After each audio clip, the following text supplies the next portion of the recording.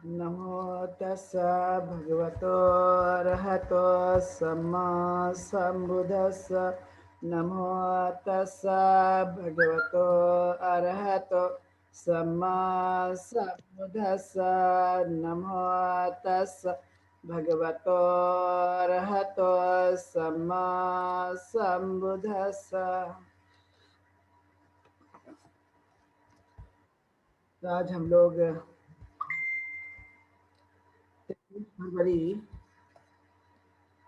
गाडगे महाराज जी की जयंती के अवसर पर उनका जीवन और योगदान के बारे में हम लोग प्रकाश डालने की कोशिश करेंगे। चूँकि हम जानते हैं कि गाडगे महाराज का जन्म एक महत्वपूर्ण समय में हुआ। ऐसा दौर जब भारत के अंदर में कर्मकांड, अंधविश्वास, छुआछूत, गैर बराबरी, अज्ञानता और अनेक प्रकार की समस्या के समय में हुआ। और ऐसे समय में यदि जन्म होता है तो हम समझ सकते हैं कि उस काल में उनका जीवन यानी उनका जन्म होना कितना महत्वपूर्ण था। चूँकि पाली भाषा में ऐसा कहा जाता है, दुर्लभो पुरुषो जयो, मतलब अच्छे लोगों का जन्म होना काफ़ी दुर्लभ है। और जब ऐसे लोगों का जन्म होता है तो कुछ न कुछ क्रांति होती है, कुछ न कुछ अच्छे कार्य होते हैं, कुछ न कुछ परिवर्तन होने की पूरी तरह से संभावना पाई जाती है। और उनमें से ही हमें एक गाडगे महाराज जो कि एक महत्वपूर्ण संत होकर गए भारत में, तो हम देखते हैं कि उनका जब जन्म हुआ तो उस समय के जो हालात थे और बाद में उन्होंने जो कार्य किया, एक बड़ा महत्वपूर्ण काम उनके समय में होते हुए हमें दिखाई देता है। और 23 फरवरी 1876 को उनका जन्म महाराष्ट्र राज्य के अकोला जिले की अंजनगांव तालुका के ग्राम खासपुर यानी जिसको सेगांव के नाम से जाना जाता है, वहाँ पर इनका जन्म हुआ। वो एक धोबी परिवार में उनका जन्म हुआ था और उनका जो वास्तविक नाम है वो देबू जी था। उनके पिता का नाम झिंगर जी जानो करखत था और उनकी माता का नाम सखुबाई। तो इस तरह से वह अपने एक धोबी परिवार में उनका जन्म होता है और इस तरह से उनका जीवन जो बीतते रहता है। हम जानते ही कि उस काल में भारत के अंदर में किस तरह के हालात थे, किस तरह की दयनीय स्थिति थी और धोबी परिवार में जन्म होने के बाद में उनके ऊपर में किस तरह के दिक्कतों का सामना करना पड़ा होगा, हम यह जान ही सकते हैं। लेकिन फिर भी उस काल में उन्होंने जो कुछ भी करने की कोशिश की, जो कि हालात के आधार पर एक बड़ा महत्वपूर्ण है। और इसलिए जब उन्होंने देखा समाज के अंदर में कि लोग बहुत सारे दुखी जीवन जीते हैं और लोग जो है निश्चित ही अज्ञानी हैं, लोगों को उतनी समझ नहीं है, लोग जानते नहीं हैं, यानी अंधविश्वास, कर्मकांड, रूढ़ी परंपरा, अज्ञानता का जीवन जी रहे। इसलिए उन्होंने इसको ठीक करने के लिए जो कुछ भी उपाय कौशल खोज कर निकाला वो जानना बहुत ही जरूरी है। इसलिए ऐसा कहा जाता है कि संत गाडगे महाराज, चूंकि उनको बाद में संत की उपाधि मिली क्योंकि वो कीर्तन किया करते थे। कीर्तन के माध्यम से लोगों को पढ़ाने का काम किया करते थे कि लोगों में जागृति आए, लोग जाने और जानकर जो है अपना जीवन को जीने की कोशिश करें। इसलिए वो गांव-गांव जाकर जो है वो कीर्तन करने की कोशिश किया करते थे और उसके माध्यम से उन्हें जगाने का काम करते थे, यानी जागरूकता लाने की वह कोशिश किया करते थे। ये उनका अच्छा काम था और इसलिए उनको चलती फिरती जो है एक प्रकार से शिक्षक कहा करते थे लोग। ये चलता फिरता शिक्षक है, चलता फिरता यहाँ गुरु है, इस तरह की उनको संज्ञा दी गई थी। क्योंकि वह हर गांव में जा कर के हर गांव में लोगों को वह कुछ न कुछ बताया करते थे। तो हम देखते कि उनका जीवन इस तरह से बीतते गया और उन्होंने कालांतर में शादी भी की और शादी करके उन्होंने अपने बच्चों को भी जन्म दिया और इस तरह से उनका जीवन जो है वो व्यतीत होता है। और उनके 3 बच्चे थे गाडगे बाबा के और 3 बच्चों को उन्होंने पालन पोषण भी किया। लेकिन फिर भी देखा जाए तो उनका जो जीवन का जो हेतु था, जो समझ थी और इसलिए वो ज़्यादातर जो है वो उनका मन घर पे नहीं लगता था। इसलिए उन्होंने गृह त्याग करने की उन्होंने पूरी तरह से कोशिश की। 1 फरवरी 1905 को उन्होंने संत के रूप में अपने जीवन को जीने के लिए तैयार किया और फिर उन्होंने वो गाँव-गाँव जाकर जो है वो एक प्रकार से चारिका करते रहे। जिसे हम जानते ही हैं कि तथागत ने भिक्षुओं को जिस तरह से ज़िम्मेदारी दी थी कि चरत भिक्षवे चारिकां बहुजन हिताय बहुजन सुखाय लोकानुकंपाय अद्धाय हिताय देव मनुष्यानंग आदि कल्याणंग मध्य कल्याणंग पर्युषानंग कल्याणंग। हे भिक्षुओं, तुम्हें गाँव-गाँव जाकर लोगों पर अनुकंपा करनी है, उनके दुखों को दूर करने के लिए उन्हें सुख का उपाय बताने की कोशिश करनी है। तो इस तरह से जो है वो ज़्यादातर बताया करते थे। तो उसी तरह से हम देखते कि संत गाडगे महाराज ने संत का जीवन जीने का संकल्प लिया 1905 में और फिर वह गाँव-गाँव उन्होंने अपने जीवन को बनाए रखने की कोशिश की और परिवार को छोड़ने से पहले चूँकि उनको संत बने तो संत का जीवन उन्हें जीना है और इसलिए वह घर से बेघर होने के लिए यानी घर छोड़ते समय उन्होंने अपने हाथों में झाड़ू लिया था। ख़ास बात ये थी कि उन्होंने झाड़ू लिया और वो भी बड़ी तेज़ मार्के की झाड़ू थी, मतलब अच्छी झाड़ू थी और उस झाड़ू को उन्होंने गाँव-गाँव जाकर हम जानते हैं कि जो है वो साफ-सफाई का अभियान चलाया था। लेकिन इसके पहले उन्होंने एक खास ट्रेनिंग ली थी कि वो गाँव में ही स्वयं सेवक की भूमिका अदा करते थे। यानी एक वॉलंटरी वर्क जिसे कहा जाता है, वो करने की उन्होंने कोशिश की थी और इसीलिए वह गाँव में ही रहते हुए सेवा करने की कोशिश किया करते थे और वह यह एक बड़ा काम उन्होंने सर्वप्रथम करने की कोशिश की थी और गाँव-गाँव जाकर वह नाली है, सड़क है, उसको वह साफ करने की कोशिश किया करते। ये एक बड़ा महत्वपूर्ण काम जो है उनके जीवन से हमें दिखाई देता है और इतना ही नहीं तो फिर हम जानते हैं कि उनको एक सर पे यानी जो फटे पुराने चप्पल है, वो चप्पल पहना करते थे और एक माटी का मटका यानी जिसको हम गाड़गा कहते हैं, वो लिया करते थे और उस के माध्यम से जो भी उन्हें मिल जाता था भोजन करने के लिए तो भोजन किया करते थे, दान जो कुछ भी मिल जाता था, तो दान का उपयोग समाज के कल्याण के लिए करते थे। ये उस उनका एक सबसे बड़ा महत्वपूर्ण कार्य हमें दिखाई देता है। यानी उनका जो मकसद था कि यह गाँव में जो रहने वाले लोग हैं, शहर में रहने वाले जो लोग हैं, जो अज्ञानता का जीवन जी रहे हैं, जो दुखी जीवन जी रहे हैं, जो गंदे स्थानों पे रहते हैं और लोगों के अंदर में साफ-सफाई की समझ भी नहीं है, तो ये काम करना चाहिए। इसलिए संत बनते समय सबसे बड़ा अभ्यास उन्होंने जो किया था या अपने मकसद को उन्होंने आगे बढ़ाने की जो कोशिश की थी, वो किया था कि हाथ में झाड़ू लेकर गाँव-गाँव जाकर उसकी सफाई करना और सफाई करके जो है लोगों में जन जागृति निर्माण करने की कोशिश करना। उन्हें जगाने की कोशिश करना ये सबसे महत्वपूर्ण काम जो है उन्होंने उस काल में किया था, जो हमें बड़े स्तरों पे दिखाई देते हैं और जो भी उनको दान मिल जाता था भोजन चाहे वो पात्र में मिल जाए तो उसे ग्रहण करते थे, यदि पैसे मिलता है तो उस पैसों का उपयोग जो है वह जन कल्याणकारी कार्य में करने की पूरी तरह से कोशिश किया करते थे और इसलिए हम जानते हैं कि उनका जो कार्य है एक बड़ा महत्वपूर्ण काम हमें दिखाई देता है और इसीलिए उन्होंने परिवर्तन लाने के लिए पूरी तरह से कोशिश की और इसलिए उन्होंने शैक्षणिक संस्थाओं का निर्माण किया कि लोग जो है आकर पढ़ सकते हैं। लोग ज़्यादातर गरीब आदमी जो हैं जिनको एजुकेशन नहीं मिलता, ऐसे लोगों को उन्होंने पढ़ाने के लिए शैक्षणिक संस्थाओं का निर्माण किया और बड़े पैमानों पर शैक्षणिक संस्थाएँ जो है उन्होंने उस काल में ओपन की थी, खुले की थी और लोगों को उन्होंने गरीब लोगों को पढ़ने का अवसर प्रदान किया था क्योंकि वो जानते थे कि गरीब आदमी को शिक्षा नहीं मिलती है तो कहीं न कहीं समस्याएँ उनके जीवन काल में रह सकती है, अज्ञानता उनके जीवन काल में रह सकती है और इसलिए उन्होंने बहुत सारी शैक्षणिक संस्थाओं का निर्माण किया। अपने काम के बदले जो कुछ भी उनको जनता के द्वारा दान दिया जाता था, उसका माध्यम से उन्होंने शैक्षणिक संस्थाओं का निर्माण किया।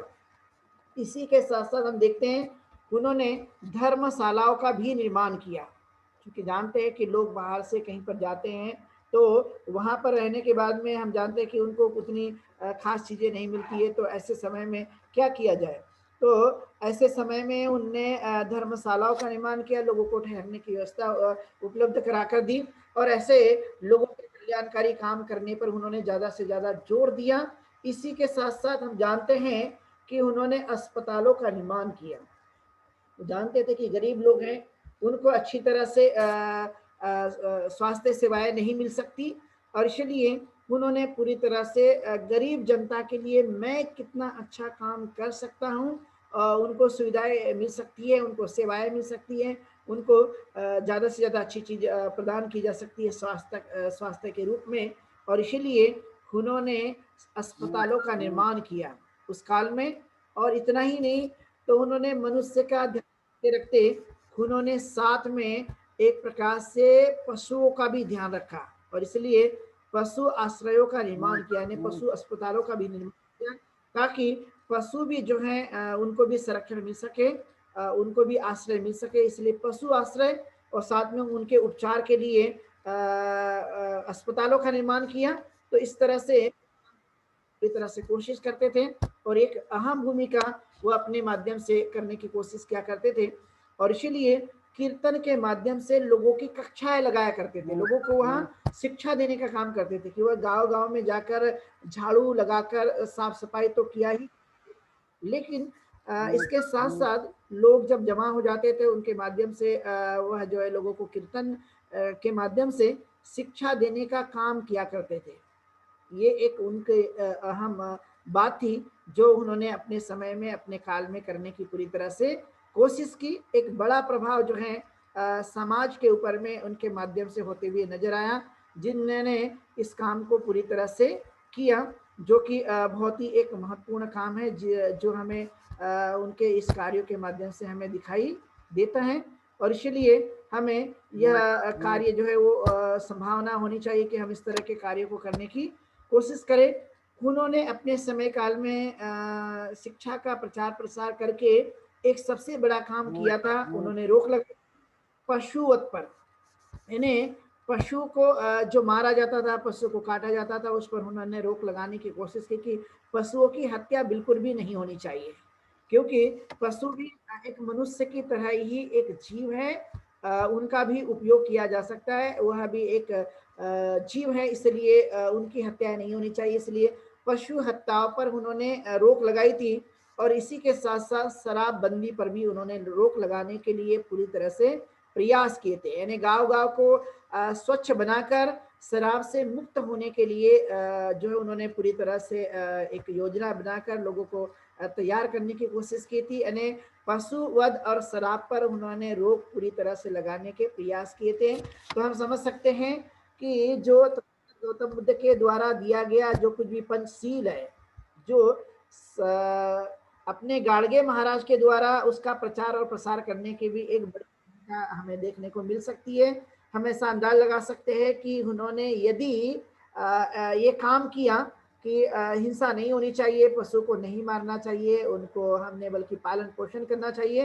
तथागत गौतम बुद्ध ने पहला ही सील दिया था जिसको हम पानाति पाता के नाम से जानते हैं कि हमने हिंसा नहीं करनी चाहिए, तो उसी तरह से गाड़गे महाराज ने स्वयं भी अपने समय में हिंसा ना हो, पशु को न मारा जाए, उनको काटा ना जाए, ये भी उन्होंने इस पर रोक लगाने की कोशिश की थी। उसी आधार पे तथागत ने जो हमें सील के माध्यम से पांचवा सील दिया, जिसे हम सुरा मेरे मज्जे कहा जाता है कि हमने किसी भी प्रकार की जो कुछ भी शराब है वो हमने ग्रहण नहीं करनी चाहिए, तो उसके लिए भी उन्होंने शराबबंदी पर पूरी तरह से रोक लगाई थी, वह बिल्कुल भी नहीं होना चाहिए। इसके लिए उन्होंने पूरा अपने कीर्तन के माध्यम से प्रचार प्रसार करके लोगों को तैयार करने की उन्होंने कोशिश की थी।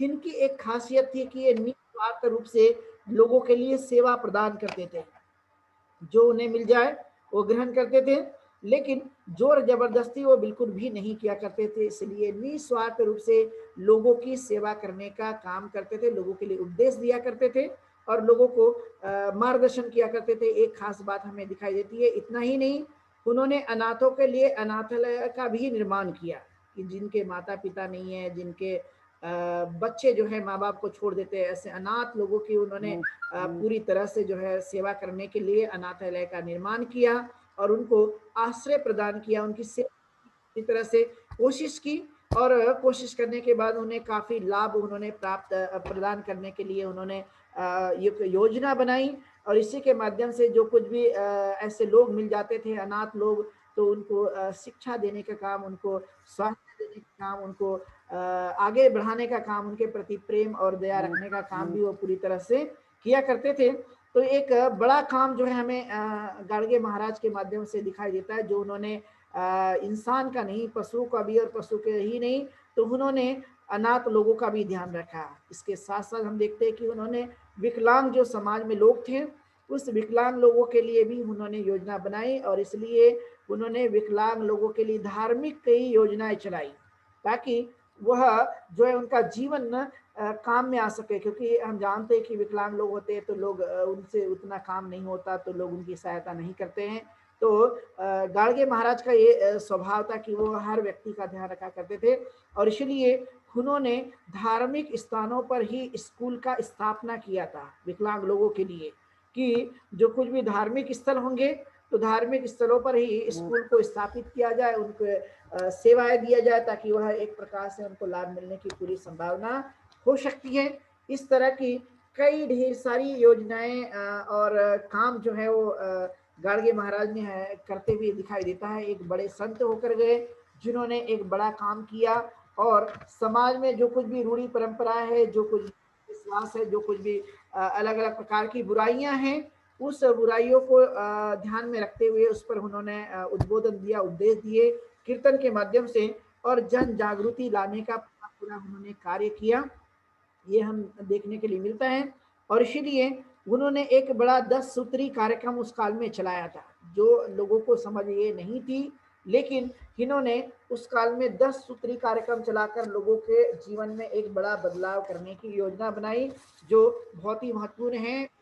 10 कार्य जो हैं वो आज के समय में भी बहुत ही प्रासंगिक है, क्योंकि आज भी हम देखते हैं तो समाज के अंदर में वो चीज़ें अभी भी हमें नज़र आती है, उतनी कमियाँ, उतनी कमजोरियाँ, या समाज में उतने दुख जो हैं वो अभी भी दिखाई देते हैं, जो गाडगे महाराज के समय काल में भी हमें दिखाई देते हैं। और ये 10 सूत्री कार्यक्रम में उनका पहला कार्यक्रम था कि भूखे को अन्न प्रदान करना, जो सबसे महत्वपूर्ण बात हमें दिखाई देती है, कि यदि समाज में भूखे लोग हैं, तो भूखे लोगों को सबसे पहले हमें अन्न देना चाहिए, अन्न की सुरक्षा उनके लिए करनी चाहिए, कोई भी समाज में भूखा न रह सके।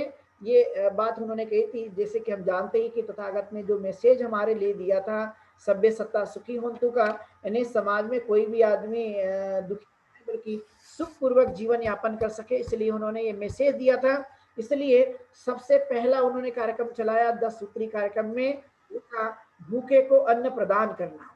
इस समाज में कोई भी आदमी भूखा न रह सके, उसको पर्याप्त मात्रा में अन्न मिलना चाहिए, उनको खाने के लिए जो है प्राइमरी नीड जिसे कहते हैं, यानी हम जानते ही है कि जो भोजन, कपड़ा और मकान जो प्राथमिक वस्तुएं हैं, उनका ध्यान था कि प्राथमिक वस्तुएं कम से कम मनुष्य को मिलनी चाहिए। उनमें से सबसे पहले उन्होंने 10 सूत्री कार्यक्रम में पहला कार्यक्रम रखा था कि भूखे को भोजन मिलना चाहिए। दूसरा था प्यासे को पानी मिलना चाहिए, यदि कोई प्यासा है तो उन्हें पानी मिलना चाहिए, क्योंकि हम जानते हैं कि उस काल में जो लोग थे, लोगों के साथ में भेदभाव करने की वजह से सार्वजनिक स्थानों पर पानी नहीं भरने दिया जाता था, नहीं लेने दिया जाता था, और काफ़ी लंबा सफ़र तय करते हुए उन्हें जो है वो नदी से या तालाब से या जहाँ-जहाँ भी पानी की सुविधा है, बहुत लंबा दूर जाकर जो है उन्हें पानी लाना होता था। लेकिन उनका कहना था कि ऐसे प्यासे लोग हैं समाज के अंदर में, चाहे वो कोई भी हो, लेकिन प्यासे आदमी को पानी मिलना चाहिए। पानी यानी प्यास में कोई मतभेद नहीं है, कोई अछूतपन नहीं है, कोई गलत नहीं है, बल्कि हमने मानव के रूप में, एक इंसानियत के रूप में हमने जानकर जो है प्यासे को पानी देना चाहिए। इसमें कोई जाति-पाति नहीं, कोई धर्म नहीं, और कोई संप्रदाय नहीं, और कोई उच्च नीच भी नहीं है, बल्कि सभी समान है। इसलिए प्यासे को पानी मिलना, क्योंकि प्यास का संबंध पानी से है, न कि किसी जाति से, न किसी चीज़ों से। इसलिए उन्होंने इस योजना को उस काल में पूरी तरह से बताने की कोशिश की, और इसलिए प्यासे को पानी का उन्होंने प्रबंध करने के लिए या उन्हें मदद करने के लिए उन्होंने कहा था। उनका तीसरी व्यवस्था थी निवस्त्र, यानी जो जिनके शरीर पर, तन पर जो है वो कपड़े नहीं हैं, तो उन्हें वह कपड़े प्रदान करना, मतलब उनको कपड़ा देना, जो बहुत ही ज़रूरी है। यानी कपड़ा मनुष्य की प्राथमिक आवश्यकता है, तो प्राथमिक आवश्यकता को हमने फुलफिल करना चाहिए, उन्हें हमने प्रदान करना चाहिए। इसलिए उनकी तीसरी जो योजना थी, निर्वस्त्र मतलब जिनके कपड़ा नहीं है, तो उन्हें हमें कपड़ा प्रदान करने की पूरी तरह से कोशिश करना चाहिए, जिससे उनको कपड़ा मिल सकता है और वो अपनी समस्याओं को दूर कर सकते हैं। ये सबसे बड़ा काम जो है उन्होंने करने की कोशिश की थी। फिर था उनका चौथा कार्यक्रम, वो था कि जो गरीब लड़का और लड़कियां हैं उनको शिक्षा देने के लिए मदद करना, जो महत्वपूर्ण है, क्योंकि शिक्षा से ही क्रांति हो सकती है, शिक्षा से ही परिवर्तन आ सकता है। इसलिए उन्होंने ये समझ पैदा की थी और इसलिए उनका पूरा जोर था कि समाज में जो गरीब लड़का और लड़कियां रहते हैं, समाज में हमारे अपने बच्चे रहते हैं और जिनको शिक्षा सही मायने में नहीं मिल रही है, तो उन्हें शिक्षा देने का काम हमने पूरी तरह से करने की कोशिश करनी चाहिए। इसलिए उनका 10 सूत्री कार्यक्रम में चौथा कार्यक्रम था गरीब लड़का और लड़कियों को शिक्षा प्रदान करना, ये एक महत्वपूर्ण काम था। इसके बाद आता है पांचवा, बेघरों को आसरा प्रदान करना। बेघर मतलब जिनके पास रहने के लिए घर नहीं है, ऐसे लोगों को आश्रय प्रदान करना, उनको घर की व्यवस्था करके देना, उनको रहने की व्यवस्था करके देना, जो बहुत ही जरूरी है, जिसके माध्यम से उनका जीवन हम आगे बढ़ा सकते हैं। इसलिए बेघर यानी जो इनके पास सही मायने में घर ही नहीं है, बेघर है, ऐसे लोगों को आसरा प्रदान करना। उनमें हम समझ सकते हैं कि जो कुछ भी अनाथ लोग हैं, या कभी कभी ये भी होता है समाज के अंदर में कि माता पिता उनको अलग कर देते हैं, तो वो भी बेघर हो जाते हैं। ऐसे कई समाज में जो भी बेघर होंगे उनको आश्रय प्रदान करना, ये बात उन्होंने कही थी, जो कि बहुत ही महत्वपूर्ण है, क्योंकि ये भी एक प्रकार से हमारी प्राइमरी आवश्यकता है, प्राथमिक आवश्यकता के रूप में हम इसको लेते हैं। इसलिए आश्रय प्रदान करना, इंसानियत के नाते हमें उन्हें इस तरह की जो कुछ भी आवश्यकताएं हैं, उस आवश्यकता को हमने प्रदान करने की कोशिश करनी चाहिए। इसके बाद उनका एक सबसे बड़ा जो कुछ भी बात थी, वो थी कि जैसे कि अंधे हैं, पंगु है, रोगी है, ऐसे लोगों को उपचार देना और औषधि प्रदान करना। हमें उन्हें दवाई देनी चाहिए, उनका उपचार करके देना चाहिए और उनकी हमने सहायता करनी चाहिए, जो बहुत ही जरूरी है। यानी दवाई दिया जा सकता है, उनको अस्पताल का उपचार कराया जा सकता है, उनकी हमने सहायता करनी चाहिए। यानी जो अंधे लोग होंगे तो उन्हें सहारा प्रदान करना, जो पंगु है, जो चल नहीं सकते हैं, जो सुन नहीं सकते हैं, जो रोगी है, ऐसे लोगों की हमने मदद करनी चाहिए। यहाँ पर हम यदि बुद्ध को भी देखें तो तथागत गौतम बुद्ध ने स्वयं कहा है कि जो रोगियों की सेवा करता है वो मेरी सेवा करता है। तो समझ सकते हैं कि ये बात जो है गाड़गे महाराज ने भी पूरी तरह से करने की कोशिश की कि अंधे लोग हैं, पंगु लोग हैं, जो रोगी लोग हैं, उनका हमने उपचार करना चाहिए, उनको हमें औषधि देनी चाहिए, उनकी सहायता करनी चाहिए। ये काम भी उन्होंने करने के लिए प्रयत्न किया और लोगों को प्रोत्साहित किया। इसके बाद उनका जो कार्यक्रम था वो था बेरोजगार को रोजगार प्रदान करना, जो बहुत ही महत्वपूर्ण है। आज के समय में भी यदि हम देखें तो ये बात हमें दिखाई देती है कि आज भी जो लोग हैं बेरोजगार, वो रोजगार आज भी आप देखेंगे कि बेरोजगारों को रोजगार बिल्कुल भी नहीं मिलता। लेकिन गाड़गे महाराज जो कि फटे पुराने कपड़े पहना करते थे, फटे पुराने कपड़े पहनने के बावजूद भी उनकी यह समझ थी कि बेरोजगारों को रोजगार मिलना चाहिए, ताकि वो अपनी घर गृहस्थी को, अपने जीविका को अच्छी तरह से चला सकता है। रोजगार के साधन उपलब्ध कराने में उनकी गरीबी दूर हो सकती है, उनका जीवन अच्छा बन सकता है, घर में सुख सुविधाएं प्रदान की जा सकती है और अपने जीवन को एक सुखमय के ओर ले जाया जा सकता है। इसलिए उन्होंने बेरोजगार की जगह उन्होंने इस तरह की बातों को करने की हमें बातें कही कि हमें बेरोजगारों को रोजगार प्रदान करना चाहिए। एक ये भी एक प्रकार का पुण्य का काम है और इस पुण्य के भागीदारी हमने बनना चाहिए। लेकिन आज के यदि परिप्रेक्ष्य में हम देखें तो बहुत सारे लोग जो है वो वादा करते हैं कि हम लोगों को रोजगार देंगे, लेकिन ऐसा कुछ भी होते हुए नजर नहीं आता है। आपने देखा होगा कि हमारे देश में बहुत सारे नेता लोग चुनाव के समय वादा करते हैं लेकिन उसको फुलफिल नहीं करते। लेकिन संत गाड़गे महाराज जैसे संत ने इस बात को लोगों के सामने रखा कि हमने बेरोजगारों को रोजगार प्रदान करना चाहिए, उन्हें नौकरियां देनी चाहिए, उनकी योग्यता के आधार पर उन्हें अवसर प्रदान करना चाहिए, ताकि समाज का दर्द या समाज में जो कुछ भी समस्याएं हैं उसको दूर किया जा सकते, इसलिए उन्होंने ये बातें भी बड़े पैमाने पर कही थी।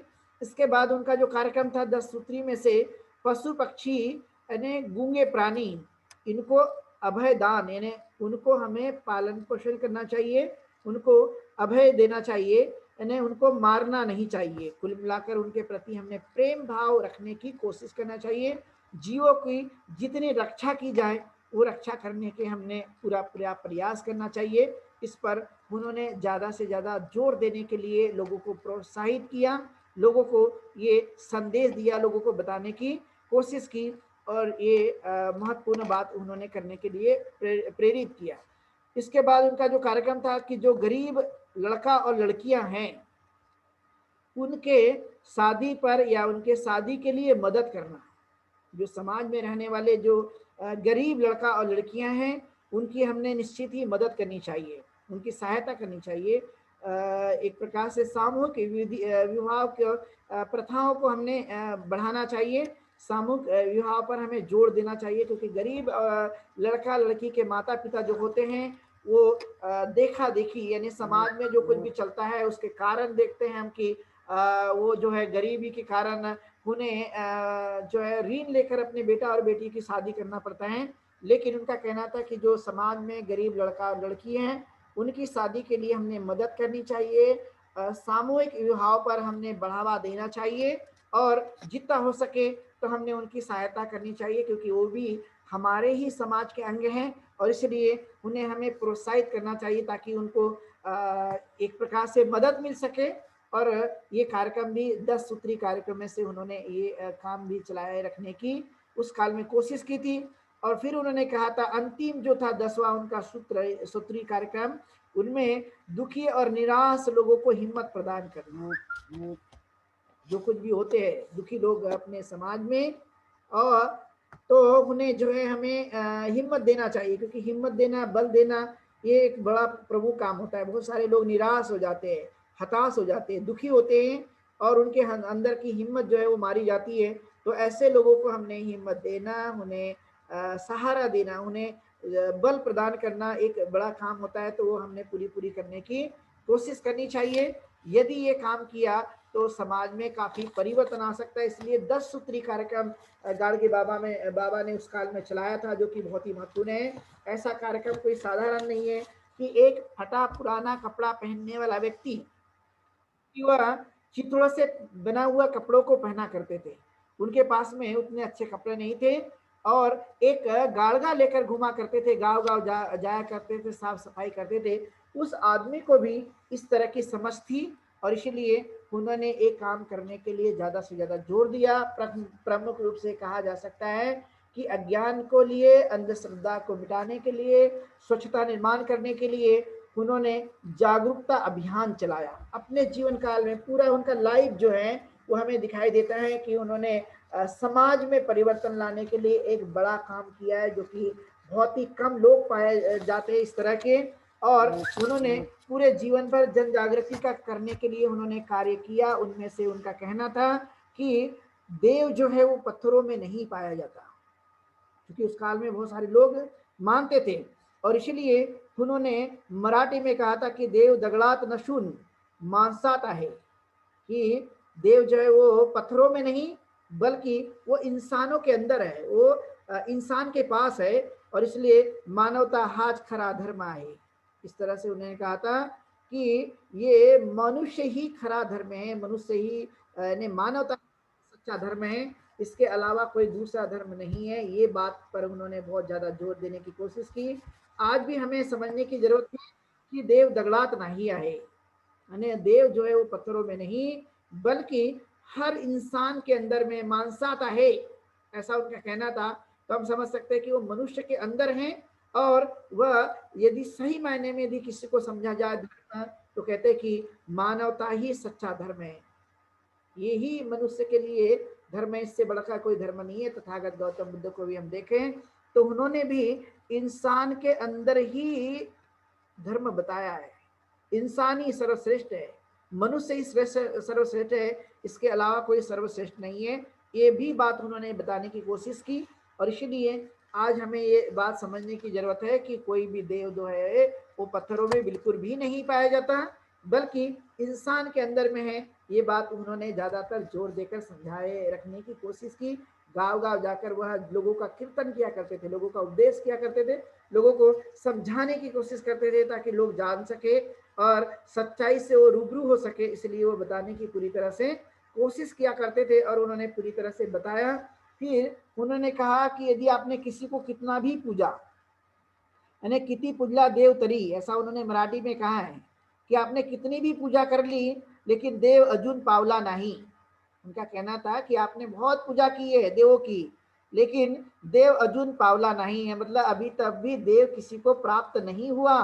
बहुत सारे लोगों ने पूजा की है, बहुत सारे लोगों ने मन्नत मांगी है, बहुत सारे लोगों ने इस तरह के सब कुछ कबूल किया है, लेकिन अभी तक किसी को वो दिखा नहीं है, अभी तक किसी को वो पकड़ में नहीं आया, किसी को वो समझ में नहीं आया। इसलिए उन्होंने मराठी में गाँव-गाँव जाकर यही कहा करते थे, किती पूजला देव करी देव अजून पावला नहीं। मतलब उनका कहना था कि कितनी भी आपने पूजा की, लेकिन देव जो है वो अभी तक भी हमें दिखाई नहीं दिया। कितनी ऊँची सोच थी गाड़गे महाराज की कि उनको इतनी समझ थी, यानी उतना पढ़ा लिखा व्यक्ति नहीं, लेकिन फिर भी उनकी दूरदृष्टिकोण या उनका अनुभव या उनका ज्ञान जो है एक बड़े लेवल का था और उन्होंने ये बात समझाने की पूरी तरह से कोशिश की। और इसीलिए उन्होंने कहा कि मनुष्य के अंदर ही वह ताकत है, मनुष्य के अंदर ही क्षमताएं हैं, मनुष्य के अंदर ही अद्भुत शक्ति है, उसे हमें पहचानने की कोशिश करनी चाहिए। इसलिए मैं कई बार अपने प्रवचन के माध्यम से समझाने की कोशिश करता हूँ कि अपने अंदर में इन्हें 3.5 हाथ की जो काया जिसे हम बोलते हैं,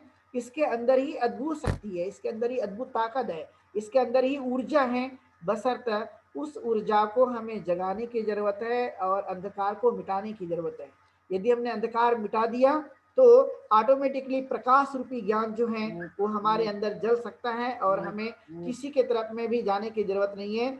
और यही एक महत्वपूर्ण बात है, इसलिए हमें इसको समझने की कोशिश करना जो बहुत ही जरूरी है। उन्होंने ज्यादातर लोगों को जगाने के लिए उन्होंने शिक्षा पर जोर देने के लिए बात कही है कि एक फटा कपड़ा पहनने वाला व्यक्ति, एक गाड़गा अपने हाथ में रखने वाला व्यक्ति गांव गांव जाकर यही बताया करता था कि पढ़ना कितना जरूरी है और कितना हमें जागरूक बनना जरूरी है। यही एक बात उन्होंने कही थी। तो उन्होंने कहा कि यदि कम पहनो, अगर थाली नहीं है तो हथेली में रखकर खाना खा लीजिए, लेकिन अपने बच्चों को पुस्तक देकर जो है उनको जरूर पढ़ाइए। यानी उनका कहना था कि यदि पहनने के लिए यदि कपड़े नहीं है तो फटे पुराने कपड़े पहन लीजिए, खाने के लिए यदि अन्न नहीं है तो अपनी हथेली में खा लीजिए या फटे पुराने बर्तनों में खा लीजिए। और यदि रहने के लिए घर नहीं है तो झुग्गी में रख दिए, घास फूस के घरों में रह लीजिए, लेकिन अपने बच्चों को पुस्तक जरूर दीजिए पढ़ने के लिए। यानी पढ़ेंगे तो आगे बढ़ सकते हैं, पढ़ेंगे तो विद्वान बन सकते हैं, पढ़ेंगे तो बुद्धिमान मनुष्य बन सकते हैं। ये बात उनकी समझ में थी, यानी इसलिए वह गांव गांव जाकर लोगों को कहा करते थे कि बच्चों को पढ़ाना बहुत जरूरी है। यदि उनको हमने पढ़ाए रखने की कोशिश की तो एक प्रकार से उनका कल्याण हो सकता है, उनमें सुधार हो सकता है, वो अपनी तरक्की कर सकते हैं, अपना विकास कर सकते हैं। ये बात जो है उन्होंने बताने की कोशिश की और लोगों का उन्होंने इसके माध्यम से उपदेश किया, लोगों को प्रबोधन किया, लोगों को उन्हें बताने की कोशिश की कि पढ़ाना कितना जरूरी है अपने बच्चों को और परिवर्तन लाना कितना जरूरी है। फिर इसके साथ साथ उन्होंने कहा था मंदिर में उजाला करने के लिए दिया लगाना पड़ता है। मंदिर में देवता का उजाला नहीं होता, और उजाला तो दिया का होता है। जो खुद के लिए घर यानी मंदिर में उजाला नहीं कर सकता, वो देवता तुम्हारे जीवन में उजाला कैसे कर सकता है।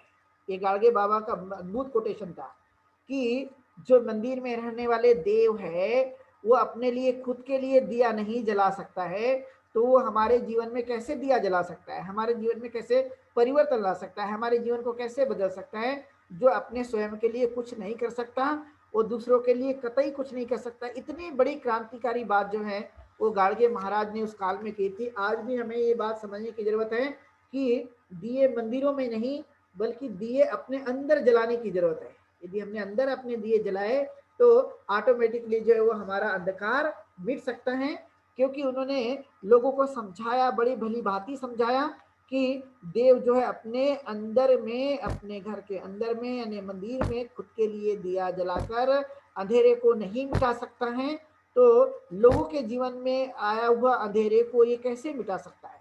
इस तरह की तार्किक बातें जो हैं वो गाड़गे महाराज ने उस काल में की थी। और आज भी यही बातों को हम ज़्यादातर बताने की कोशिश करते हैं कि आज भी जो है इसकी ज़रूरत है, क्योंकि लोग जो है इस तरह के काम करते हैं और उसका फायदा नहीं बल्कि समाज के अंदर में पूरी तरह से हानि होने की संभावना पाई जाती है। और इसीलिए हम समझ सकते हैं कि गाड़गे महाराज एक कम पढ़े लिखे व्यक्ति के द्वारा वह काम को किया करते थे, लोगों को जगाने के लिए, लोगों को बदलने के लिए, लोगों में परिवर्तन लाने के लिए।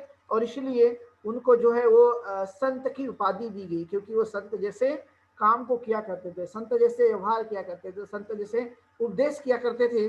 और इसलिए उनको ये संत के रूप में जाना जाता है। और इसलिए कई बार जो है उन्होंने तथागत गौतम बुद्ध की जयंती भी मनाई है, स्वयं संत गाड़गे महाराज ने। यानी उन्होंने लोगों को समझाया कि बुद्ध के जीवन को समझकर बुद्ध के बताए हुए मार्ग पर चलने के लिए प्रयास कीजिए, क्योंकि उन्होंने जो मार्ग दिया बहुत ही कल्याणकारी मार्ग है। और इसलिए उस मार्ग पर चलकर जो है हम कहाँ आगे बढ़ सकते हैं। और इसलिए उन्होंने लोगों को बताने की कोशिश की। और इतना ही नहीं, हम जानते हैं कि उनकी मुलाकात डॉक्टर बाबा साहब अम्बेडकर से भी हुई थी, और वो काफी नजदीक के एक दूसरे को समझते थे कि यह एक व्यक्ति है संत के रूप में। वो बाबा साहब अम्बेडकर को समझते थे और बाबा साहब अम्बेडकर गाड़गे महाराज को समझते थे कि ये सही में अच्छा काम करते आए हैं। और इसीलिए वह उनके बारे में कई बार कहा करते थे कि यह व्यक्ति है जो इस तरह का प्रयास करता है, लोगों को बताने की कोशिश करते हैं, उनके जीवन में परिवर्तन लाने के लिए कोशिश करते हैं और सुधार लाने की कोशिश करते हैं। ये बात उस काल में उन्होंने बताने की कोशिश की थी। और गांव-गांव जाकर जो है वो परिवर्तन लाने के लिए पूरी तरह से कोशिश किया करते थे। और यही एक बड़ा एक जीवन उनका हमें दिखाई देता है कि उनके जीवन से कई सारी बातें सीखी जा सकती है, कई सारी बातें हमारे अपने जीवन काल में उतारी जा सकती है। और वो बाबा साहब अम्बेडकर के समकालीन रहे हैं। और एक खास बात है कि दोनों का ही जो मृत्यु भी है, बाबा साहब अम्बेडकर का और संत गाड़गे बाबा का, वो भी एक ही महीने में हुआ, मतलब महीना भी एक है और वर्ष भी एक है। बाबा साहब अम्बेडकर का निधन जो है 6 दिसंबर 1956 को हो गया, और गाड़गे महाराज का जो है वो 20 दिसंबर 1956 को होता है। तो अर्थात दोनों ही जो महान शख्सियत जो है वो बहुत ही कम अंतराल के समय में, मतलब महीने का एक ही महीना और जीवन में हम देखते हैं तो 14 दिन का दोनों के मृत्यु में फर्क है। तो इस तरह की बातें हमें दिखाई देती है। और इसलिए आगे चलकर जब देखा गया कि संत गाड़गे बाबा ने स्वच्छता अभियान का काम चलाया, यानी गांव-गांव जाकर वो साफ सफाई किया करते थे, नाली और सड़कों को साफ किया करते थे। उनका एक खास इस तरह का काम था। जब उन्होंने संत बने तो उन्होंने सेवा भाव उत्पन्न करने के लिए ज़्यादा से ज़्यादा जोर दिया कि हमने समाज में रहने वाले लोगों के लिए सेवाएं देनी चाहिए। जब तक हम उनके लिए सेवा प्रदान नहीं करेंगे तो वो कभी आगे नहीं जा सकते। इसलिए उन्होंने ये काम हाथ में लिया था। और जब हाथ में उन्होंने इस काम को लिया तो सबसे महत्वपूर्ण बात देखी जाती है, कोई व्यक्ति यदि सड़क पर आकर झाड़ू लगा दे तो उसके चित्त की जो अवस्था है वो किस तरह की हो सकती है। आपने देखा होगा कि हम कभी-कभी अपने घर को साफ सुथरा सुथरा रखने में भी कभी-कभी हम आलस से निर्माण कर लेते हैं। लेकिन गाड़गे महाराज के बारे में देखें तो उन्होंने घर ही नहीं, अपना स्वयं का घर ही नहीं, तो घर के बाहर मतलब सड़क पे जाके उन्होंने गांव में जाकर नालियों को साफ सफाई करने के लिए कोशिश किया। ये कोई साधारण काम नहीं है। यदि जो साफ सफाई इस तरह से कर ले तो समझ लीजिए कि उन्होंने साफ सफाई सड़कों की नहीं की, बल्कि उन्होंने अपने मन के मैल को ही समाप्त कर दिया है। क्यों? क्योंकि अहंकार उससे समाप्त होता है, उससे हमारा ईगो समाप्त हो जाता है, उससे हमारे अंदर के जो मल होते हैं वो पूरी तरह से क्लीन हो जाते हैं। ये कोई साधारण काम नहीं है। क्यों? क्योंकि सार्वजनिक स्थानों पर काम करते हैं तब हमारा चित्त कहता है कि यदि हमने काम किया तो हमें पहले तो नंबर एक शर्म आती है। शर्म ये आती है कोई क्या कहेगा, कौन क्या कहेगा, ये हमारे मन में उत्पन्न भावना होती है। लेकिन कोई क्या कहेगा ये हमें नहीं देखना कि मैं क्या कर सकता हूँ। ये जब अपनी भावना को हम विकसित करते हैं तो स्वाभाविक तौर पे हमारे अंदर का जो कुछ भी मलिन मन जिसे कहते हैं, अशुद्धियाँ जिसे कहा जाता है, वो पूरे धीरे-धीरे समाप्त होने की पूरी तरह से वह होती हैं। और यह एक मनुष्य के जीवन के लिए काम आता है और इसलिए स्वच्छता अभियान के रूप में आज भी गाँव में जो है उनके नाम से संत गाड़गे बाबा स्वच्छता अभियान चलाया जाता है। क्यों? क्योंकि उन्होंने खुद ही जो है उस काम को करने की कोशिश की और ये काम कोई साधारण काम नहीं है, इसलिए सफाई का उद्देश्य जो रखा, अभी आपने देखा होगा कि भारत के अंदर में अभी भी सरकार को ये योजना चलानी पड़ती है, साफ सफाई की, स्वच्छता अभियान की। लेकिन गाडगे महाराज ने तो उस काल में किया था और खुद ही उन्होंने हाथ में झाड़ू लेकर साफ सफाई करने की कोशिश की।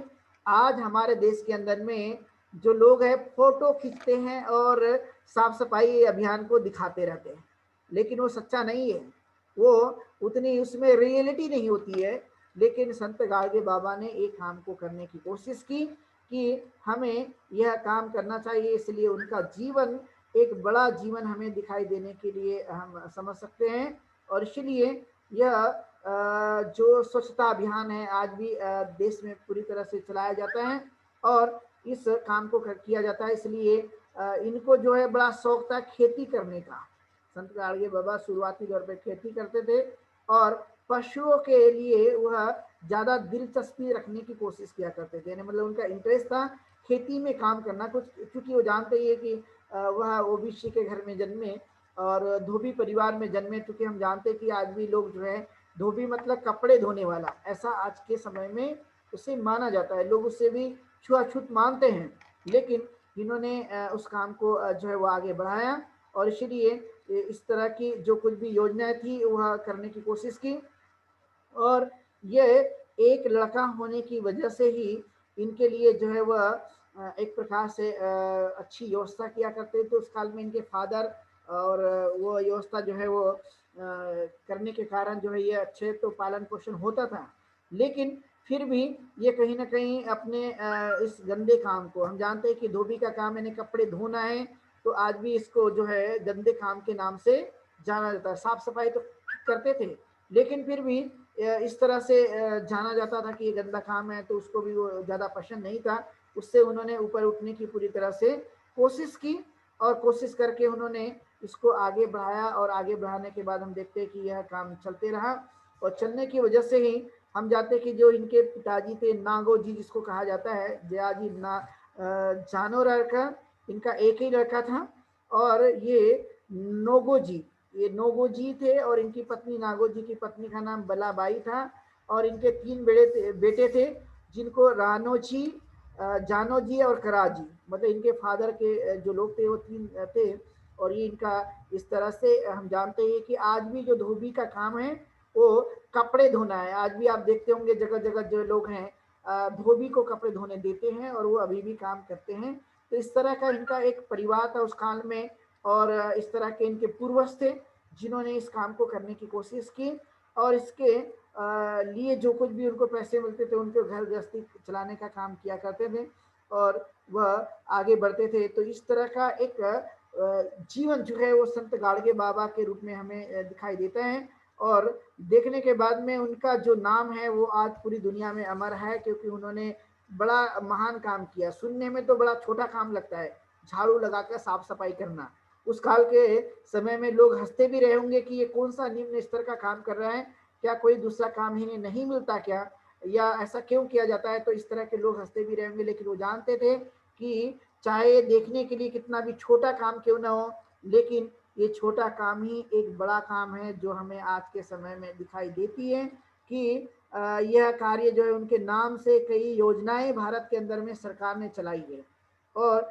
चला करके लोगों को उन्होंने जो है प्रोत्साहित किया और ये मैसेज देने की कोशिश की कि हमें गंदगी में नहीं रहना चाहिए बल्कि स्वच्छता के रूप में हमें इस बात को ध्यान में रखते हुए आगे बढ़ाए रखने की कोशिश करनी चाहिए, जिससे हम अपने स्वयं को भी अच्छा बना सकते हैं, अपने गांव को आदर्श बना सकते हैं, अपने नगर को आदर्श बना सकते हैं और इस तरह के एक स्वच्छता का वातावरण निर्माण कर सकते हैं। इसलिए आपने देखा होगा कि विदेश में आज भी साफ सफाई पर बहुत ज़्यादा जोर दिया जाता है, लेकिन भारत एक ऐसा देश जहाँ पर हमारे संतों को साफ सफाई करने के लिए लोगों को प्रेरित करना होता है, लोगों को जागरूक बनाना होता है और साफ सफाई करने के लिए उन्हें मैसेज देना पड़ता है कि कहीं ना कहीं साफ सफाई करनी चाहिए। लेकिन इसके बावजूद भी वह कोई इस तरह से करते हुए नहीं दिखाई देता और ये हमने ध्यान में रखना चाहिए। बल्कि कई बार ऐसा होता है कि अपने घर का कचरा हम पड़ोस वालों के घर में भी डाल देते हैं।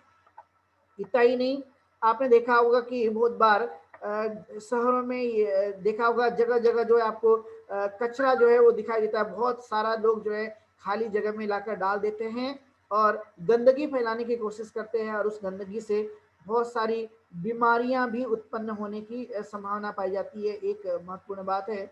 दूसरी एक हम बात कह सकते हैं कि जिस तरह से तथागत गौतम बुद्ध ने 29 वर्ष की आयु में अपने ग्रह का त्याग किया था, उसी तरह से गाड़गे महाराज ने भी अपने ग्रह का त्याग, यानी जिस समय वो संत बने उस समय की जो उनकी आयु थी, उस आयु थी उनकी 29 वर्ष की। यानी हमें दोनों का एक तुलनात्मक अध्ययन भी करें तो हमें दिखाई देता है कि ऐसे शख्सियत जिन्होंने इस तरह की कोशिश की, तो गाड़गे महाराज ने 29 वर्ष की उम्र में अपने जो घर को त्याग कर दिया था और वहां पर वो अपने घर से बेघर होकर चलने लगे थे। और यही बात देखते कि जो तुकड़ू जी महाराज थे, तुकड़ू जी महाराज ने जो है वो 16 साल की उम्र में जो है अपने खंजरी बजाकर गांव गांव जाकर जो प्रचार करते थे और वहाँ इस तरह की कीर्तन के माध्यम से लोगों को जगाने का काम करते थे। और इसीलिए कालांतर में हम देखते हैं कि यह आषाढ़ी पूर्णिमा के दिन जो है ये पंढरपुर में एक कीर्तन करने के लिए गाड़गे महाराज को भी उस काल में बुलाया गया था और वो वहां पर गए थे और वहां पर उन्होंने तुकड़ू जी महाराज का भी कीर्तन सुना था। इस तरह से ये खंजरी बजाकर जो है वो लोगों का प्रबोधन किया करते थे ताकि लोग जो है बात भी सुन सके और लोग जो है उनकी आवाज को भी सुन सके। तो इस तरह से लोगों के प्रति इनका असीम प्रेम था ताकि लोग में जागरूकता आ जाए, लोग बदले, लोगों के अंदर में समझ निर्माण हो। इसलिए वो ज्यादातर इस तरह की कोशिश किया करते थे और खास बात गांव गांव जाकर पैदल चल चल कर ये जाया करते थे। यानी पुरानी फटी टूटी चप्पल भी वो इस्तेमाल करके वह गांव गांव जाया करते थे और लोगों को जगाते थे कि लोगों ने जागना चाहिए और लोग जागकर जो है अपने जीवन को श्रेष्ठ जीना चाहिए। उनका यही मकसद था कि ज्यादातर लोग अच्छे बने, लोग जो है वो जीवन में बदलाव लाए, लोग सुधरे और अच्छा जीवन को जिए। और खासियत ये थी कि कभी वह नया कपड़ा पहनकर वह पहनते नहीं थे, मतलब नया कपड़ा सिलकर पहनते नहीं थे। वो अधिकतर फटे पुराने कपड़े को हम चिंदी कहते हैं, यानी जो कुछ भी फटे पुराने कपड़े रहते थे उससे सील कर जो है वह पहनने की पूरी तरह से कोशिश करते थे और जो भी उनके पात्र में मिल जाता था उस पात्र में मिले हुए चीजों को ही वहाँ प्राप्त करके भोजन ग्रहण किया करते थे। उससे कुछ ज्यादा वह नहीं करते थे। तो इसलिए एक खास बात हमें उनके जीवन से दिखाई देती है और देने के बाद में उन्होंने इस काम को करने के लिए पूरी तरह से तत्पर रहे। तो ये एक मकसद था जो कीर्तन के माध्यम से लोगों को प्रबोधित करने का काम करते थे, लोगों को जगाने का काम करते थे। और कितने भी अपमान हो जाए गाड़गे महाराज के जीवन में, उनको लोगों ने गालियां दी, लोगों ने उनको सताया, लोगों ने उनका अपमान किया, लेकिन तब भी जो है वो अपने मकसद से कभी भी भटकते नहीं थे। तब भी लोगों को वह ज्ञान देने का काम, यानी उपदेश देने का काम किया करते थे और जिससे जनता जागती थी। उस काल में बहुत सारे लोगों में जन जागृति भी आई, लोगों में बदलाव भी आया, लोगों ने सुधार भी किए इनके अपने इस कार्य से। और इसलिए ग्राम स्वच्छता अभियान जो है अभी भी गांव गांव में चलाया जाता है। यदि आप महाराष्ट्र में स्पेशली जाएंगे गांव गांव में, तो आपको गांव में जाते ही एक सबसे पहले बोर्ड दिखाई देगा, उसके ऊपर में लिखा ही रहेगा गाड़गे महाराज ग्राम स्वच्छता अभियान। यानी गाड़गे महाराज के नाम से अभी भी स्वच्छता अभियान जो है पूरी तरह से चलाया जाता है और वह लोग जो है उस एक प्रकार से अभी भी उस योजना को लोग डेवलप करते रहते हैं। लेकिन सच्चाई कुछ और होती है। लेकिन हमने इस बात को भी हमें समझने की कोशिश करना कि क्या हो सकता है। तो ये महत्वपूर्ण है और ये महत्वपूर्ण बातों को हमें ध्यान में रखने की कोशिश करनी चाहिए, जिससे हम अपने जीवन में ये चीज़ समझ सकते हैं कि गाडगे महाराज के अंदर में दया और सेवा का जो संदेश था, वो बहुत गहरा था, बहुत ही व्यापक था, जो उन्होंने लोगों के लिए ये काम करने के लिए हमेशा कहा। और उन्होंने कहा कि धन संपत्ति से भी बड़ी चीज़ कोई यदि हो सकती है, तो हो सकती है दया और सेवा। और वही असली संपत्ति जो है वो संतों की पाई जाती है। उन्होंने स्वयं कहा कि धन संपत्ति संतों की संपत्ति नहीं है, बल्कि दया और सेवा ही संतों की संपत्ति होती है। वह धन से भी काफ़ी बड़ा होता है और उसमें हमें ये काम करने के लिए कोशिश करना। और इसीलिए उन्होंने शिक्षा का भी एक बड़ा काम करने पर जोर दिया, लोगों को जगाने का काम किया कि लोगों ने साक्षर बनना चाहिए, लोगों ने पढ़े लिखे होना चाहिए और लोगों को आगे बढ़ाने के लिए ज़्यादा से ज़्यादा प्रयत्नशील रहना चाहिए। इस तरह का जो संदेश है वो गाडगे महाराज ने दिया अपने जीवन काल में। और अनेक प्रकार के उनके नाम से यूनिवर्सिटी बनाई गई, उनके नाम से कई ग्रामीण योजनाएं चलाई गई, उनके नाम से कई पार्क बनाए गए, उनके नाम से कई ड्रामे और सिनेमा भी बनाए गए, उनके नाम से कई पुस्तकालयों का निर्माण किया गया। और उनके कई योजनाओं को आज भी भारत के अंदर में जन जन में जो है वो इस्तेमाल किया जाता है और अभी भी उनसे कई चीज़ें हम सीख सकते हैं। और ये कर्मकांड, अंधविश्वास, रूढ़ी परंपरा और जो कुछ भी गलत चीज़ें थी, देवों की मानने की प्रथाएं, उन पर उन्होंने बड़ा एक कुठाराघात किया और लोगों से अपील की कि आप लोग इनके चक्कर में बिल्कुल भी नहीं जाना चाहिए, बल्कि हमें शिक्षा के तरफ में जाना चाहिए। हमने अपने बच्चों को पढ़ा लिखा करके तैयार करना चाहिए, उन्हें अच्छा बनाना चाहिए। और ये जोरों पर उन्होंने इस काम को बताने की कोशिश की और इसीलिए हम समझ सकते हैं कि उनका जीवन बहुत ही सरल था, लेकिन वह सरल जीवन ही कई प्रकार के उत्कृष्ट और कई सद्गुणों से समाया गया था। यानी जीवन सरल, क्योंकि हम समझ सकते हैं कि जो आदमी फटा पुराना कपड़ा पहनता होगा, वो कितना सरल जीवन जी सकता था। क्योंकि ऐसा नहीं है कि वो अच्छे कपड़े नहीं पहन सकते थे, पहन सकते थे, लेकिन उनकी ये सोच थी कि हम समाज में रहने वाले कितने ऐसे लोग हैं जो बहुत ही दुखी है, जो बहुत ही शोषित है, जो बहुत ही पीड़ित है। आज भी देश के अंदर में बहुत सारे करोड़ों लोग जिनको अन्न नहीं मिलता, वस्त्र नहीं मिलता है, घर नहीं मिलता है, अनेक प्रकार की समस्या से जूझ रहे हैं। तो उनको सेवाएं मिलनी चाहिए, उनके जीवन में बदलाव आना चाहिए, उनमें परिवर्तन आना चाहिए। इसलिए वह खुद उतने चीज़ों को यानी उतने पैसों को बचाकर समाज के लिए इस्तेमाल करते थे उन पैसों का। और इसीलिए वह इस तरह का जीवन को जीने की कोशिश करते थे कि मेरे समाज में रहने वाले लोगों को शिक्षा मिलनी चाहिए, अपने लोगों के बीमारियों को दूर करने के लिए अस्पताल मिलना चाहिए, हमारे अपने लोगों को, अनाथ लोगों के लिए अस्पताल की जगह के साथ साथ उनको अनाथालय में घर मिलना चाहिए जहाँ पर वो रह सकते हैं। और जो बाहर से आने वाले लोग हैं उनके लिए धर्मशालाएं होनी चाहिए।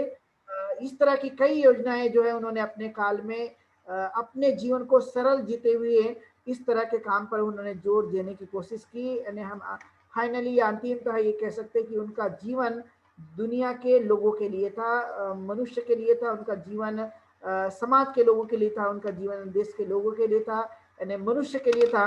और इसलिए उन्होंने ज़्यादातर मनुष्य के जीवन के बारे में ध्यान रखा और उस पर उन्होंने ज़्यादा जोर देते हुए कल्याणकारी कई तरह की योजनाएं बनाकर उन्होंने अपने जीवन को जिया। यानी हम समझ सकते हैं कि कई तरह के संघर्ष उन्होंने अपने जीवन काल में किए और करने के बाद में उन्होंने मानव कल्याण के लिए इस तरह की योजना बनाकर उनको एक अच्छा जीवन जीने की तरफ में लेकर गए। और अंतिमतः गाडगे महाराज का 20 दिसंबर 1956 को यानी जिस महीने में डॉक्टर बाबा साहब अम्बेडकर की मृत्यु हुई, उसी महीने में उनकी भी मृत्यु हो जाती है और उनकी समाधि जो है वो अमरावती में बनाई गई है। महाराष्ट्र के अमरावती में उनकी समाधि को बनाया गया है। और समाधि बनाकर जो है वह इस तरह से लोग, उनके मानने वाले लोग गाडगे महाराज को अभी भी याद करते हैं। और एक जो माननीय किशन राठौर थे, जिन्होंने 1 एकड़ जमीन दान में दी थी और 1 एकड़ जमीन दान में देकर संत गाडगे महाराज की जो है वो समाधि वहां पर स्थापित की गई। और समाधि स्थापित करने के बाद में आज भी लोग उनको मानते हैं और मानने के बाद में संत गाडगे महाराज के नाम से जो है वो कई तरह की योजना आज भी चलाई जाती है। तो इस तरह से हम समझ सकते हैं कि भारत के अंदर में, महाराष्ट्र में स्पेशली पाठ्यक्रम में भी जो है वो संत महाराज के जीवन चरित्र को पढ़ाया जाता है।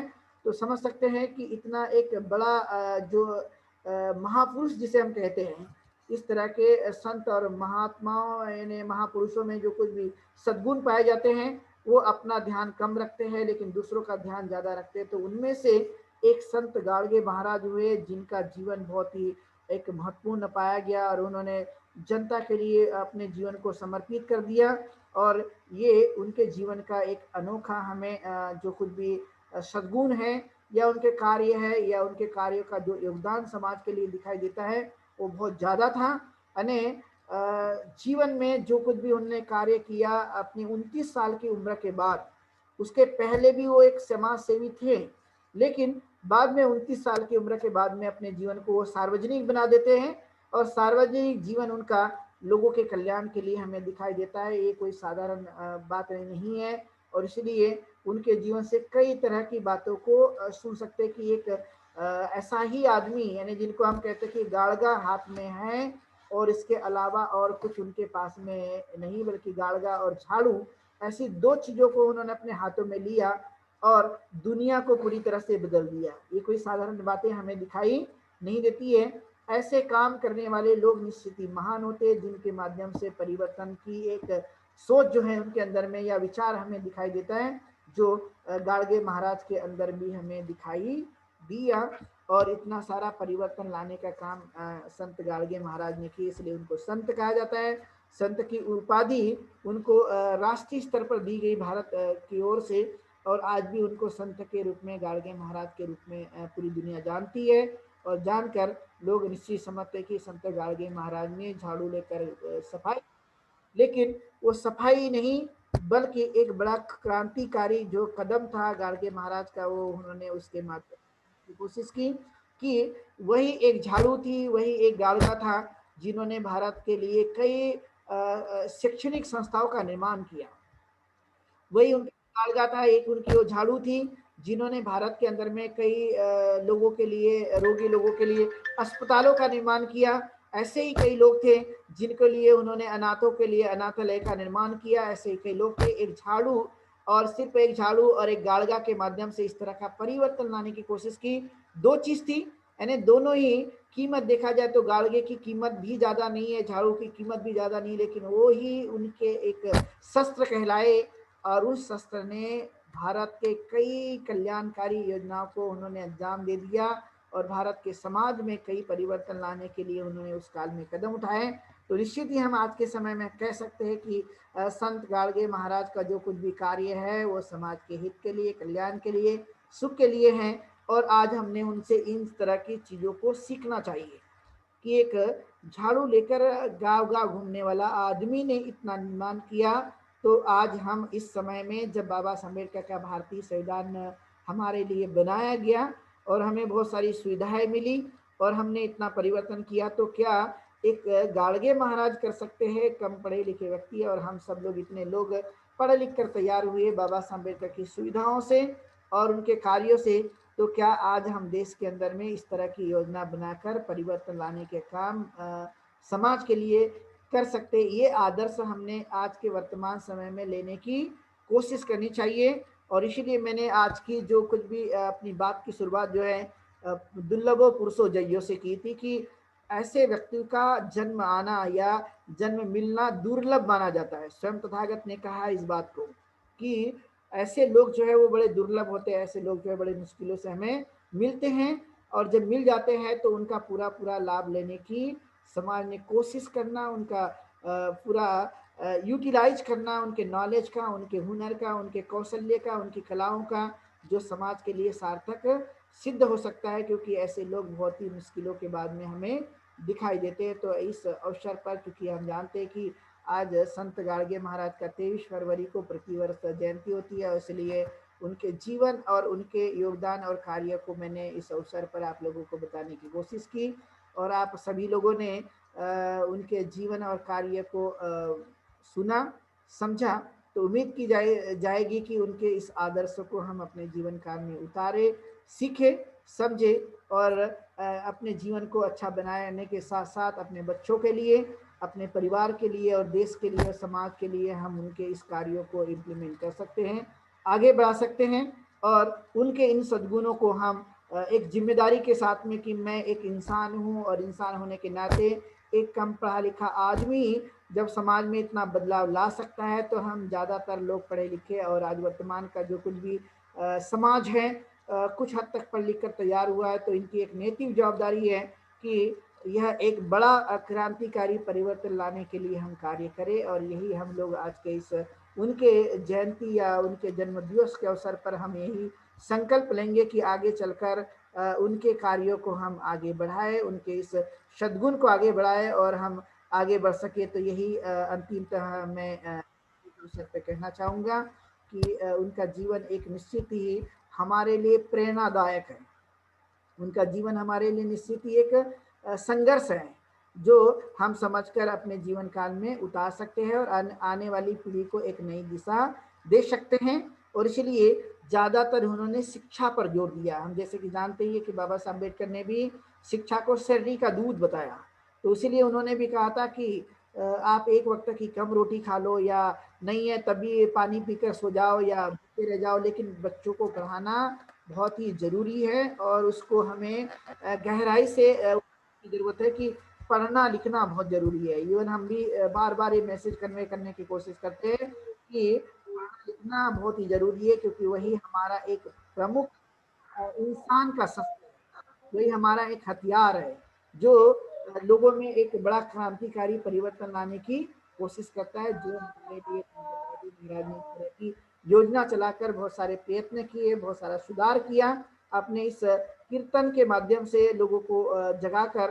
तो आज हम भी इस तरह की जो प्रयास है या उनका जीवन का आदर्श है हम उतारने की कोशिश करेंगे, उनके कार्य को आगे बढ़ाए रखने की कोशिश करेंगे।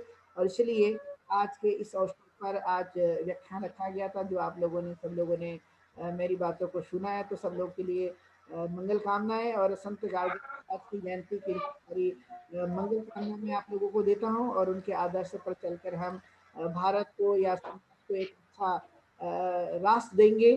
तो यही हम उम्मीद के साथ में आज की मेरी इस व्याख्यान को यहीं पर समाप्त करते हैं। आप सब लोगों ने मेरी बातों को सुना है, इसलिए मैं सब लोग का शुक्रिया अदा करता हूँ और यहीं पर रुकता हूँ। बहुत कुछ मंगल। और धर्म पालन गाथा से हम लोग अंतिम में से समाप्त करते हैं। सब पाप पापस्करण उपसंपदा सचित परियोदपनम् एतं बुद्धान शासनम् धम्मं चरे सुचरितं नतं दुचरितं चरे धम्मचारी सुखं सेति असमेन लोके परम च न तावता धर्मधारो यावता बहुभासति यो च पम्पे सुत्वानं धम्मं कायेन पश्यति सवे धर्मधरो होति यो धम्मं न पमच्छति नति मे शरणं गय्यं बुद्धो मे